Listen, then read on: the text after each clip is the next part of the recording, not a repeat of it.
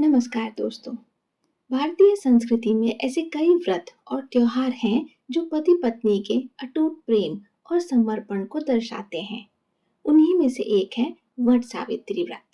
आज के इस वीडियो में हम जानेंगे कि आखिर क्यों सुहागिन महिलाएं बरगद के पेड़ की पूजा करती हैं, इसकी सही पूजा विधि क्या है और हम सुनेंगे सती सावित्री की वह पावन कथा जिन्होंने यमराज से भी अपने पति के प्राण वापस ले लिए थे। तो चलिए वीडियो को शुरू करते हैं। कथा सुनने से पहले आइए जान लेते हैं कि इस व्रत की पूजा विधि और कुछ जरूरी नियम क्या हैं। वट सावित्री के दिन सुबह जल्दी उठकर स्नान करें और स्वच्छ वस्त्र यानी विशेषकर लाल या पीले रंग के धारण करें। एक बांस की टोकरी में 7 तरह के अनाज, कच्चा सूत, जल से भरा कलश, कुमकुम, रोली, अक्षत, फल, फूल, धूप, दीप और भोग के लिए फल, विशेषकर आम, केले या खरबूजा और मिठाइयां रख लें। सबसे पहले बरगद यानी वट वृक्ष की जड़ में जल अर्पित करें। पेड़ को हल्दी, रोली और चंदन का तिलक लगाएं और फूल चढ़ाएं।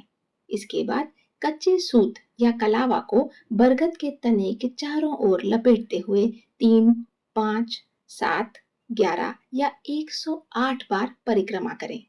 परिक्रमा पूरी होने के बाद पेड़ के नीचे बैठकर धूप दीप जलाएं और हाथ में चने या फूल लेकर वट सावित्री की कथा पढ़ें या सुनें।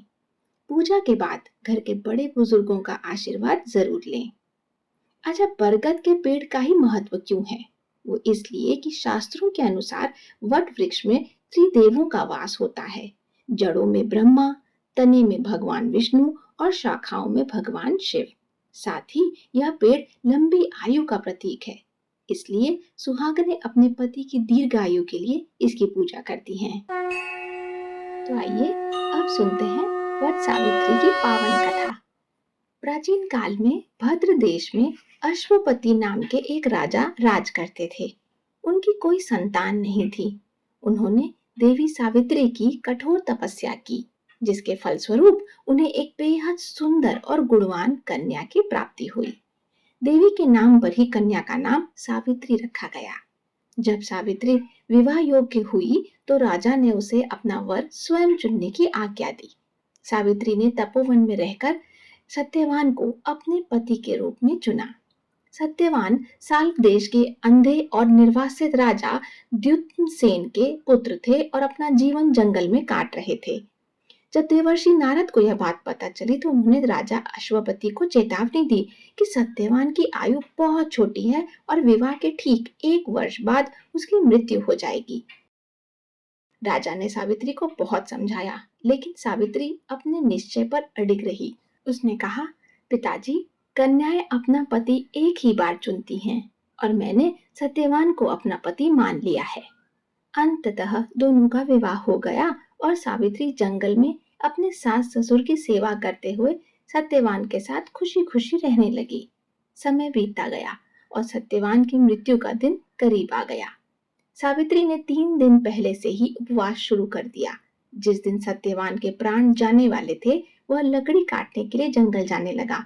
सावित्री भी उसके साथ जंगल चली गई। जंगल में लकड़ी काटते समय अचानक सत्यवान के सिर में तेज दर्द होने लगा। वह पेड़ के नीचे आकर लेट गया और सावित्री की गोद में सिर रखकर सो गया। वह पेड़ एक बरगद यानी वट का था। तभी वहां साक्षात यमराज सत्यवान के प्राण लेने पहुंचे। यमराज ने सत्यवान के प्राण निकाले और दक्षिण दिशा की ओर चल पड़े। सावित्री भी उनके पीछे पीछे चलने लगी। यमराज ने उसे लौट जाने को कहा, लेकिन सावित्री ने उत्तर दिया, जहां मेरे पति जाएंगे वहां मैं भी जाऊंगी। यही एक पत्नी का धर्म है। सावित्री के ज्ञान, धर्म और पतिव्रता रूप को देखकर यमराज बहुत प्रसन्न हुए और उन्होंने सावित्री को 3 वरदान मांगने को कहा। पहले वरदान में सावित्री ने अपने अंधे सास ससुर की आंखों की रोशनी और उनका छीना हुआ राज्य वापस मांग लिया। दूसरे वरदान में उसने अपने पिता के लिए 100 पुत्रों का वरदान मांगा ताकि उनका वंश आगे बढ़ सके। तीसरे और अंतिम वरदान में सावित्री ने यमराज से कहा, मुझे सत्यवान से 100 पुत्रों की प्राप्ति का वरदान दीजिए। यमराज ने तथास्तु कह दिया। लेकिन जैसे ही उन्हें अपनी भूल का एहसास हुआ, वे समझ गए कि सत्यवान के जीवित हुए बिना सावित्री मां नहीं बन सकती।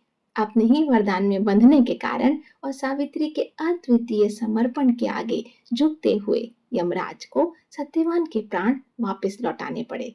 सत्यवान जीवित हो उठे और उनके सास ससुर को उनकी आंखें और राज्य भी वापस मिल गया। तो जिस प्रकार माता सावित्री ने अपने सतीत्व और प्रेम से अपने पति को मृत्यु के मुख से वापस निकाल लिया, उसी प्रकार हर सुहागन स्त्री वट वृक्ष की पूजा कर अपने पति की लंबी आयु और सुख समृद्धि की कामना करती है। दोस्तों, वट सावित्री की यह कथा हमें सिखाती है कि सच्चा प्रेम, संकल्प और समर्पण किसी भी विपत्ति को टाल सकता है। माता सावित्री आप सभी के जीवन में सुख, शांति और आपके सुहाग को लंबी आयु का वरदान दें। अगर आपको यह वीडियो और यह जानकारी अच्छी लगी हो तो इस वीडियो को अपनी सहेलियों और परिवार के साथ जरूर शेयर करें। इसे लाइक करें और हमारे चैनल को सब्सक्राइब करना ना भूलें, ताकि हम ऐसी ही और भी पारंपरिक कथाएं और अनमोल विचार आप तक लाते रहें। प्रेम से बोलिए माता सावित्री की जय।